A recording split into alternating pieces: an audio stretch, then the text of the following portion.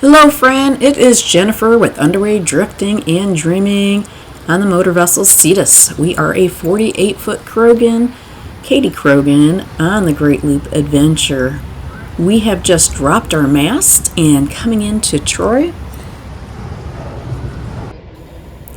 Well, we are cruising up to the Federal Lock, which is ran by the Army Corps of Engineers.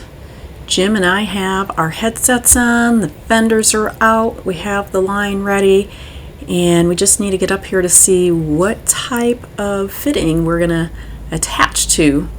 They have several different types. They have cables recessed in the wall, pipes recessed in the wall. They provide lines with weighted.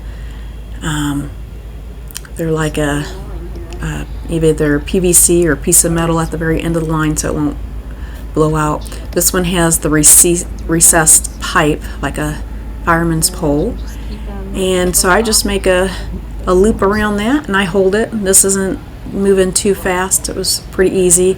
So I make sure that I have gloves on. The walls are really dirty. A boat hook, and of course my PFD. I always have a life jacket on. And on the Erie, we just like this. We had the line at a midship, and then Jim would use the thrusters, either the bow or stern thrusters, to if we moved around.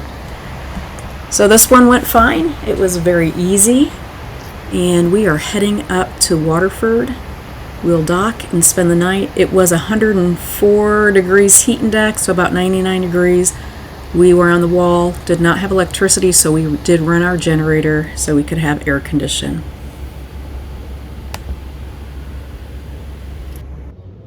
It was an incredible evening. It is still very warm. It was about 103, 104 degree heat index, about 99 degrees.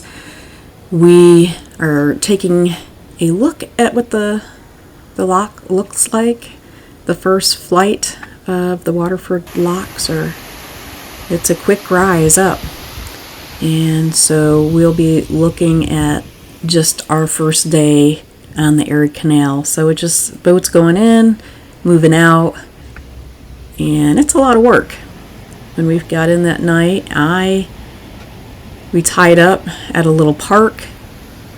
I did some washing of clothes. We had electricity and water, and I think I was in bed by 8. I was just exhausted after working in the heat. Maybe, I'm not sure if I had just a little bit of heat exhaustion since I was outside all day.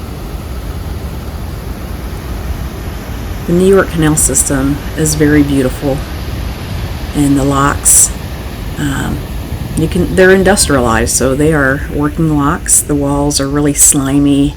I make sure that I wear the gloves. And here we start off in the morning. There's 4 boats that will be traveling, including us, and they had a issue with the lock. Here you can see the lock is emptying, so the water is coming out, and the people over here on the wall. So when you say you're at the wall, you're literally at the wall. So now the gates are open and the boats are gonna move in. And this lock was having a problem. Only one side of the water would come in, so this was the hardest. It pushed us hard against the wall. I thought for sure our fenders were gonna explode.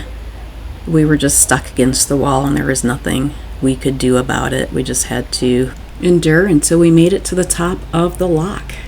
And the rest of that day weren't too bad with the force against the wall. Side of the Erie Canal in Waterford.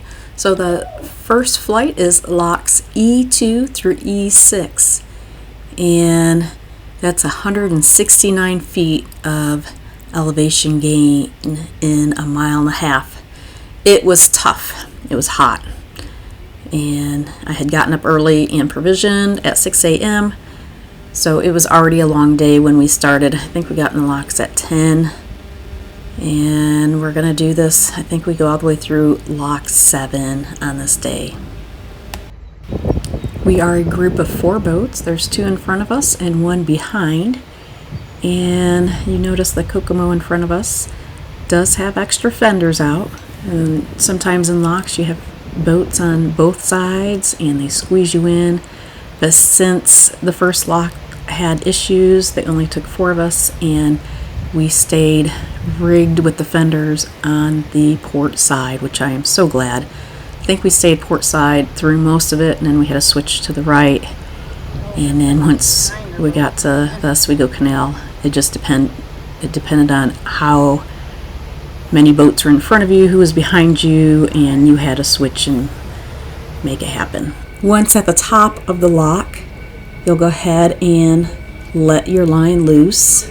Jim just uses his bow and stern thruster to move over to the center, and then we can proceed out. We made it through 7 locks, actually 6 since there was not a 1, but we're going to go ahead and stop for the day. We do find a spot in a park, and it was about $30 or $35 with electricity, and you just left your money in an envelope at the dock. Jim had walked over to, I think it was called the Jumpin Jack Dairy something, to get ice cream. He needed change. But anyways, at the end of the day, I was done. After a good night's sleep and air condition, we got up and got going again. Thanks for watching. As we're heading west on the Erie Canal in the York Canal system, we appreciate you watching, clicking like, and subscribe if you want to know more about the Great Loop and different places that we will see along the loop.